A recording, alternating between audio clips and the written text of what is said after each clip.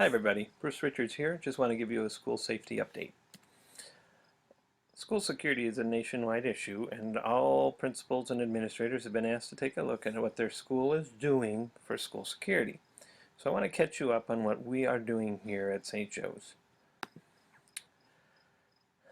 The first day of school, KARE 11 ran a story based on what Bloomington has done with some of their elementary schools, and I want to share that with you here first.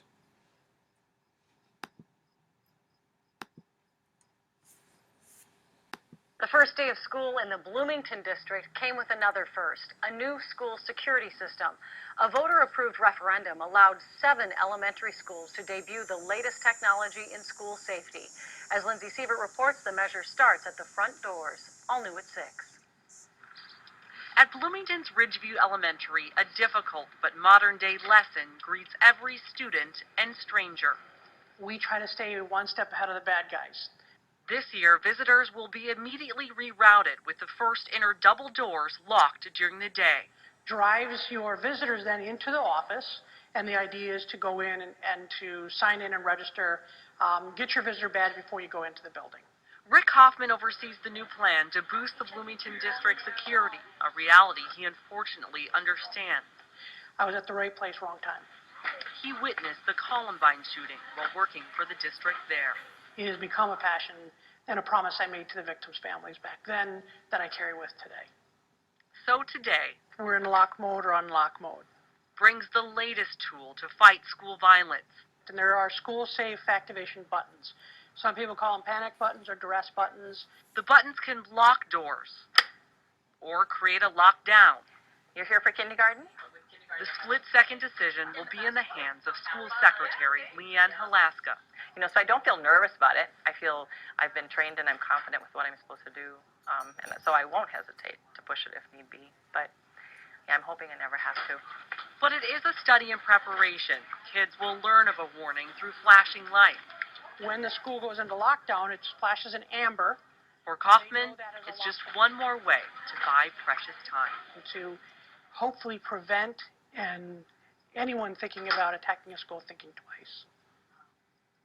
Now, right now, the new security is unveiled at elementary schools where the younger kids would be the most vulnerable victims. Students will soon begin drills with the new system, and Julie, 9 more schools are scheduled for security renovations next summer. So she had a lot of options there I saw in front of her. I don't know if you know this, Right. but did some lock interior doors, some lock all the doors? Some of the options were for the front and interior doors, and then if they press that all security panic button, that would put the whole school into lockdown and lock all the external doors, but not the classroom doors. Those are individual. All right. Thank you so much, Yeah. Lindsay.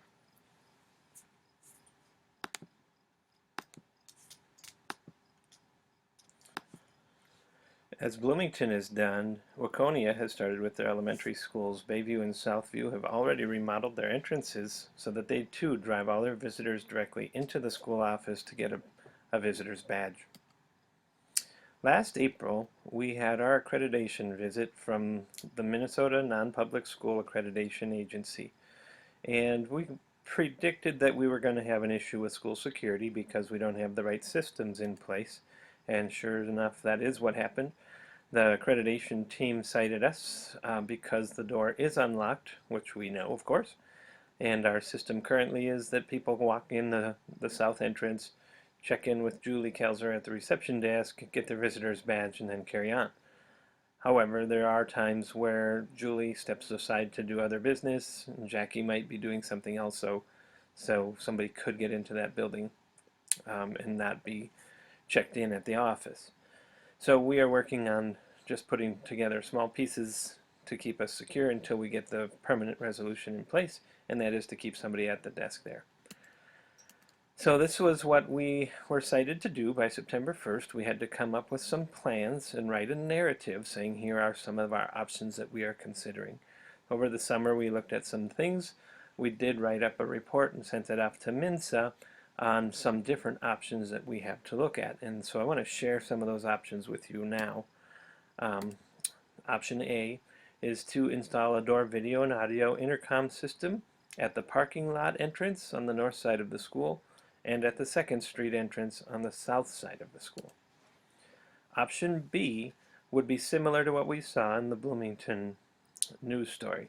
is to remodel our entrance on 2nd Street, move that interior set of doors further towards the reception desk, and then keep those locked throughout the day so that nobody could get into the building beyond the reception area.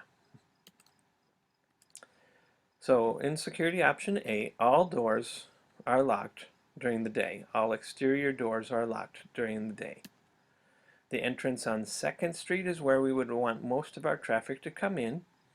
The parking lot entrance would also be available for people, and the way to access the school would be through a video or audio monitoring system. Actually, it's a video and audio monitoring system, and then as people push the button, that would go to a monitor station, Julie Kelzer's station, Jackie's station, and possibly to Church Secretary Sandy Rossetter's desk as well.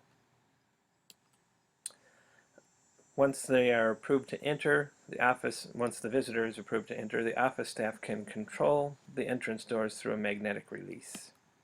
And then the visitors would be asked to report to the office and sign in.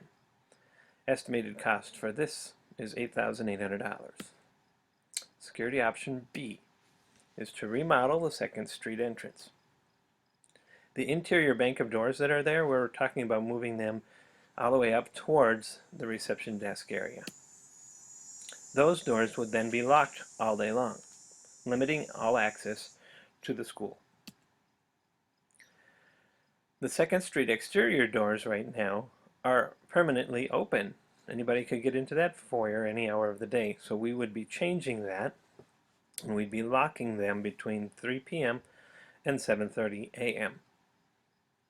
Once the school day starts, those exterior doors would be unlocked. Estimated cost for that remodel, $8,700. Here's an artist rendering of that picture. So you can see the doors have been moved. That wall of doors has been moved to the reception area, and then the access to the office is there on the right. You see the door, and that is an existing door. Security option C would be a little bit similar to that Bloomington story again, and it's to install electronic locking systems on all the classroom doors. During emergencies, those doors would automatically be released. The lock would still have to be done individually at the classroom level. The cost of that proposal was about $30,000. These first two proposals were brought to the School Advisory Council in August, and their recommendation was to unanimously recommended options A and B. In order to maintain hospitality by having a larger vestibule, we would also be better equipped for possible future adjustments that would be made. Of course, in our reception area folks, Jackie and Julie, would be able to see the visitors much better when they get so much closer to the reception desk.